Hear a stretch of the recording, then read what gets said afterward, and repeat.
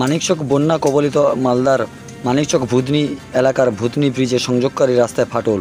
প্রায় 100 মিটার এলাকা জুড়ে রাস্তার এক পাশে ফাটল ধরায় জোর চাঞ্চল্য ও আতঙ্ক তৈরি হয় এলাকায়। উল্লেখ্য, বর্তমানে গঙ্গার জলে ভাসছে গোটা ভুতনি এলাকা। গঙ্গার জল থেকে এসে লেগেছে ভুতনি ব্রিজের কাছাকাছি এলাকায়।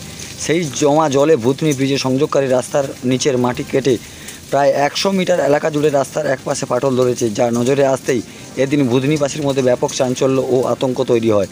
এলাকাবাসীর বক্তব্য, বন্যার জলে রাস্তা ক্ষতিগ্রস্ত হয়েছে। সেই রাস্তা দ্রুত মেরামতের উদ্যোগ না নিলে যে কোনো সময় ধসে পড়তে পারে। তাই প্রশাসনের উচিত বিষয়টি গুরুত্ব দিয়ে বিবেচনা করা।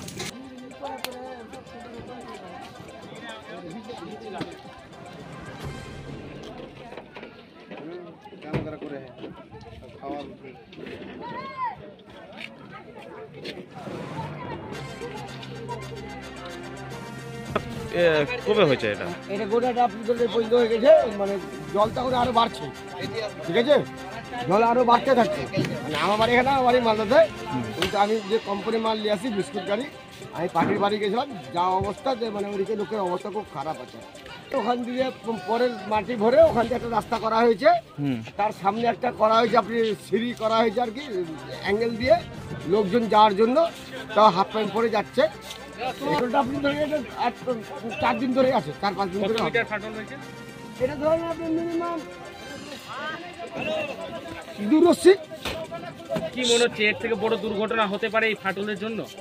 হ্যাঁ, এটা হতেও পারে, এটা যেভাবে জল বাড়ছে এটা কেটেও যেতে পারে। ব্রিজে কি কাজ ঠিকঠাক হয়নি? কি কিসের কারণে ফাটলটা ধরেছে মনে করছে? জলের ধাক্কাতে মালটা ধরতে গেছে। এটা কোনো যে কাজ করে তার কোনো ই নাই, আর কাজ খারাপ করেছে তা বলবো না। করবে বলে মনে করছেন? কি অসুবিধা? এখন যেভাবে জল বাড়ছে, এখন এটা কেটে এখানে জল চলে আসতে পারে, আরো কিছুটা জল আসতে পারে। আচ্ছা, তাহলে কি অসুবিধা হবে মনে করছেন?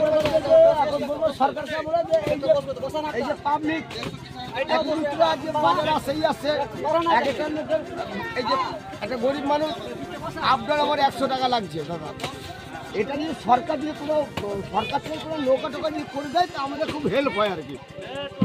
ঠিক আছে, আপনার নাম? আমার নাম প্রণব কুন্ডু। পড়েছে কবে ভেঙে পড়েছে? কি মনে হচ্ছে কিভাবে ভাঙলো এটা, কি জন্য? জল বাড়ার কারণে এই যে এইভাবে ফাটল হলো, অসুবিধা হবে আপনাদের মনে করছেন যাতায়াতে? ভেঙে দিলে আসার অসুবিধা হবে, গাড়ি চলাচলে অসুবিধা হবে। জল বাড়ার কারণে এটা ফাটল হয়েছে। কি জল এখনো বেড়ে যাচ্ছে। এখন বর্তমানে পরিস্থিতি কেমন আছে? এখন তো পরিস্থিতি ভালো নাই, আরও তো ফাটিয়ে যাচ্ছে এখন। কতটি ফেটেছে মোটামুটি? 200 মিটার ধরে দাও, এই যে এখান থেকে ফাটল হয়েছে। কত মিটার হয়েছে?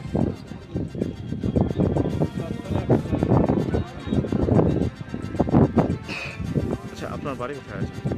আমার বাড়ি হচ্ছে শ্যামপুর।